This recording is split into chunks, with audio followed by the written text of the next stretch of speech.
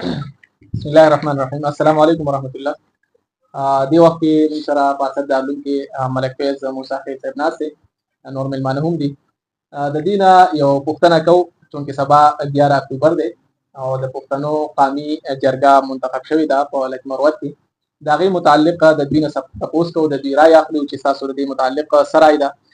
د پښتنو کوم حقوق دي وغیره. السلام علیکم. وعلیکم السلام ورحمۃ الله وبرکاتہ. مفتي صاحب ډیره مهرباني، خوشاله اوسئ.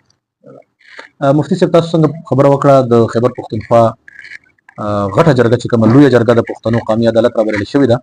نو په ټولو سیمو کې خلک راټول شوي دي، خو لویه جرګه سبا ورځ چې کومه ده نو هغه په ضلع خیبر کې ده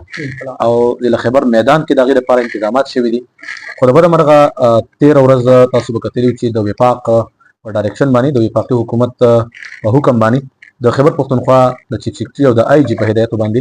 پولیسو چې کوم کریک ډاون کړی دی دا انتهایی قابل مذمت دی او د افسوس مقام دی زموږ د پښتنو لپاره، خصوصا ځکه چې د پښتون قومي جرګه دا یو غیر سیاسي د پښتنو د حقوق خبره کوي. د پښتون قومي جرګې چې کومه مطالبه ده د ټولو نه لویه مطالبه د هغې ده د امن او امان، د ارفاع امن د قیام لپاره خبره کوي. نو زه خو دا ګڼم په حیثیت یو خبریال یو صحافي چې زموږ په پښتنو سیمو کې په کوم ځای کې د بدمرغۍ نه بدامني ډېره ده، هلته کې امن نشته، هلته کې چې کومې دهشتګردي ډېره ده. د پاکستان په نورو سیمو کې موږ وګورو نو هلته کې بدامني هلته هم شته خو لږه ډېره، په پښتنو سیمو کې ډېره زیاته بدامني. نو په دغه وجه باندې قومي عدالت یا دلته کې چې کومه جرګه قومي راغوښتل دا د دې وخت ضرورت دی. او زه ستاسو په علم کې خبر راوستل غواړم، تېره ورځ بریسټر سیف چې کومه پیغام ورکړ او بېګا ډېر لیټ ټایم موږ ته میلاو شو. تاسو ته پته چې کوم سرکاري ادارې دي افسران دي هغې چې کله بیانات ورکوي پیغامات ورکوي خپل خبر مخکې رسوي نو هغه اول موږ ته رالیږي، موږ ته چې راشي نو هغې نه پس بیا ځي. نو کله چې ما ته بېګا د بریسټر سیف پیغام راغی هغه چې کله ما واورېد نو زه زیات خفه شوم، ځکه چې بهشت یو پښتون یا د یو پښتون په صوبه کې د صوبې مشیر اطلاعات یا د هغې ترجمان په حیث باندې په یو لویه څوکۍ ناست سړی او هغه د وفاق ترجماني کوي نو دا ډېره د افسوس خبره ده. په دې کې بیا تاسو به هم کتلي چې د خیبر پښتونخوا په حکومت کې چې کوم د پاکستان تحریک انصاف یو وخت حکومت دی اکثریت هغې اراکینو به شمول د نورو سیاسي جماعتونو اراکینو په دې باندې شدید رد عمل کړی و د بریسټر سیف په دې بیان باندې. یو فیک نوټیفیکیشن پکې هم چلېده چې یاره بریسټر سیف د څوکۍ نه لرې کړو، دا خبره ټیک نه وه ځکه چې بیا سهار وختي کې زمونږ چې کوم انفارمیشن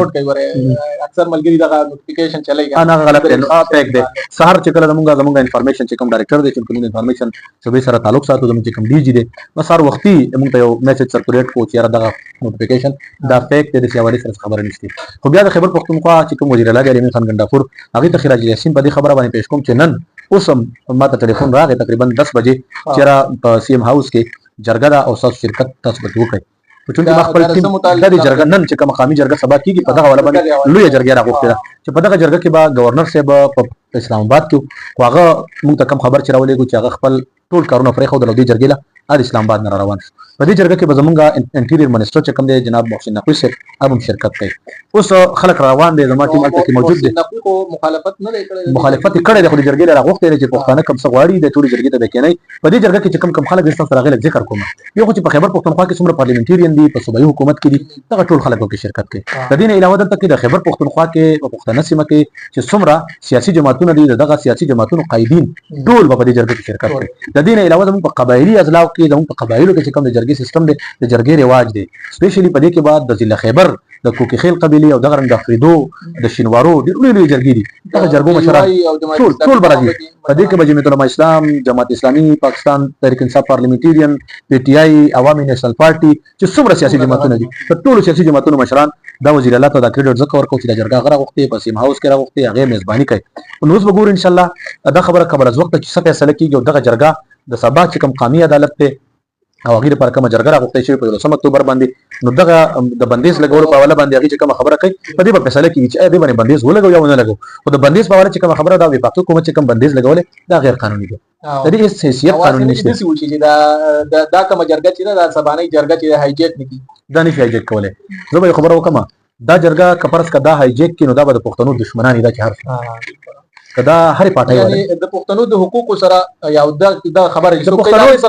د پښتنو د حقوقو د غصب کېدو خبره کوو نو دا کله چې پاکستان جوړ شوی د پښتنو حقوق غصب کیږي په مخه غصب کیږي دا غي په حق باندې ډاکل ویږي خو دا ځل پښتانه بیدار شوي دي هغه د قومي جرګه چې کوم راغوښته دا یا قومي عدالت په نوم باندې خلک را بلی او عوام برابر راځي فیصله شامل کړي کنه یو خلک پښتنو حقوق دي چلو ټیک ده دا غي ټول عوام دا غي سره ولاړ دي خو بل فرض د پښتنو لا د حکومت د سوي چې موږ ول خپل حقوق په برابر طریقې سره ورکو دا بل کوم الیمنت چې شامل شوی دی چې یاره موږ د ریاست نه ازادي غواړو نو که حقوق ورته ورکړل شي نو بیا به آیا دا ناره پرې خولل شي د ریاست نه ازادي مقصد دا نه دی چې دی جدا کیږي د دې مقصد دا دی چې د 1973 چې کوم آئین دی آئین پاکستان نو دغه آئین ته چې کوم ازادي او پاکستانی شهري ته ملاو د دغه ازادي غواړي او دا خبره بدله کولا وکما چې زموږ په ملک کې دلته کې چې کوم سیاسي خلک دی یا زموږ عام خلک دی دا ټول خلک به اختیار دي با اختیار نه دي زه به تاسو ویم که زموږ د ام پی ایس ام ان سی دم به اختیار دي زه به تاسو ویم که زموږ دلته کې په دې صوبه کې یا په دې ضلع کې په غټه څوکۍ نه افسر دي دا هم به اختیار دي اوس په دې باندې دا حکم د کم ځای نه چلیږي دا دلته چې څوک حکم ورکړي دې تر کم ځای نه ډایرکشن راځي دا ډیره واضحه کوله خبره ده چې د 1947 نه زبانی جمع خرچ کې یا په کاغذاتو کې پاکستان آزاد ویلې شي آزاد ریاست ویلې شي او آزاد ریاست حقیقت کې نه دی وجه لکه د پښتون قومي عدالت د دې جرګې راغوښتلو وجم داوا چې د 73 آئین مطابق پاکستانی شهري ته کوم حقوق دي دا ورکړي یا لوی ازادي ده په دې کې غټه خبرې دي پښتون ته ازادي نشته نور ته څه په دې کې ټول لوی خبر امن دی پښتون قومي عدالت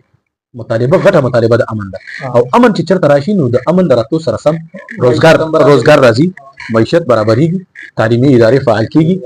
سیستم روان شي چې کله په یو ځای کې بدامني راشي د بدامنۍ سره سم هر څه جام کیږي هغه دا نه غواړي چې پښتنه سیمه دي دغه جام وساتل شي څنګه جام ساتل شي نو دا د چې لکه تاسو کوم خبرو کړه ازادي مقصد دا نه دی چې مونږ د پاکستان نه جدا کیږو دا غلطه خبره ده څه قوتونه داسې دي چې دا خلک به دې ټکی تر رسي څنګه چې بنگال جدا شوی دی قوتونه د سشتي دي چې هغه به داخله دي چې ترسي چې هغه به بیا را پاتېږي او انقلاب برازي او داخله د کوم بیا جدا کیږي د آزاد پښتونستان ناره به اوسم والي کیږي دا خبره د تاسو سره منم چې آزاد پښتونستان ناره والي کیږي داخله کوي او چون کې دا په هغه صورت کې وي چې کله دې خپل حق نه ملوي چې حق نه ملوي بیا خو ازادي خامخا غواړي آزاد ځان له ریاست ته غواړي خو اوس په دې وخت کې په دې پوزیشن کې دغه خلک نه دي دا صرف غواړي امن او د امن سره د پاکستان کې د آئین مطابق چې پاکستانی شهري کوم حق په کار چې پښتنو ته ورکړي دا د حق دی او ان شاء الله نن چې کوم جرګه بلل شي نو ګورم چې په دې جرګه کې بلا تاسو بلا تفریق خلک کوم روان دي شرکت کې زماټي ملته موجود دي دغه مسلسل پرابطه کې ما لکه دا لومبه ځل د صوبې په تاریخ کې چې په داسې کړکېچن حالات کې په داسې کریټیکل سچويشن کې د ټولو پټو قیادت په دې کې موجود دي موږ دا خبر هم ملاو شو چې اول ځلماني سی ام چې دی سنجیده غونډه یو کار دا جی او د دې چې کله د سی ام چې کله